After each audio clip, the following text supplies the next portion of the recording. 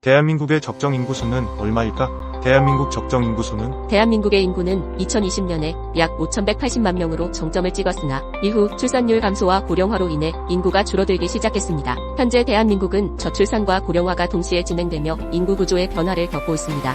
이러한 인구 감소가 단순히 위기일까요? 아니면 새로운 사회적, 경제적 기회를 제공할 수 있는 자연스러운 현상일까요? 이번 글에서는 대한민국의 적정 인구를 비록 논리에 맞지 않을 수도 있으나 비전문가의 입장에서 접근해보려 합니다.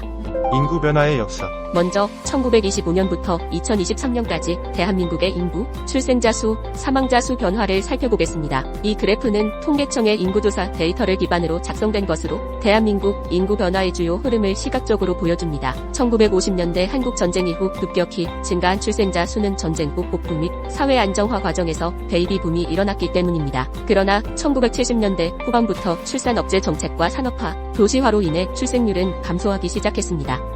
그 결과 출생자 수는 2000년대 이후 급격히 줄어들었고 고령화로 인해 사망자 수는 증가했습니다. 최근 몇 년 사이 출생자 수는 사망자 수를 밑돌고 있으며 이는 인구 자연 감소의 시작을 의미합니다.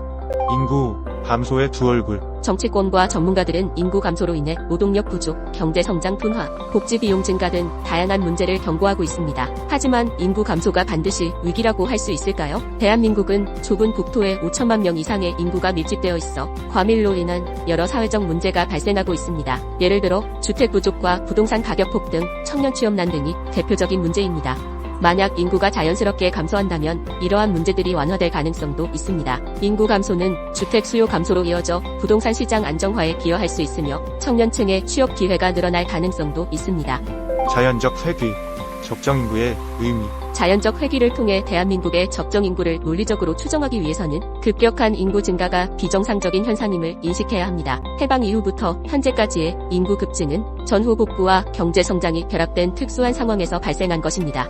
그 결과 지금의 과밀한 인구 구조가 형성되었습니다. 그러나 이제는 이 인구가 자연스럽게 줄어드는 과정을 거치고 있습니다. 두 번째 그래프는 출생자 수의 증가와 감소를 단순화한 도식으로 인구 감소가 필연적인 현상임을 시사합니다.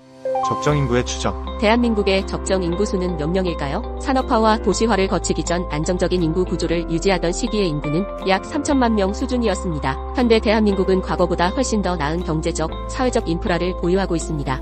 자동화 기술과 외국인 노동력 도입 등으로 인해 노동력 부족 문제도 해결할 수 있습니다. 이러한 요소들을 고려할 때 3천만 4천만 명 수준이 대한민국의 국토와 경제적 여건에 맞는 적정 인구수일 가능성이 높습니다. 결론.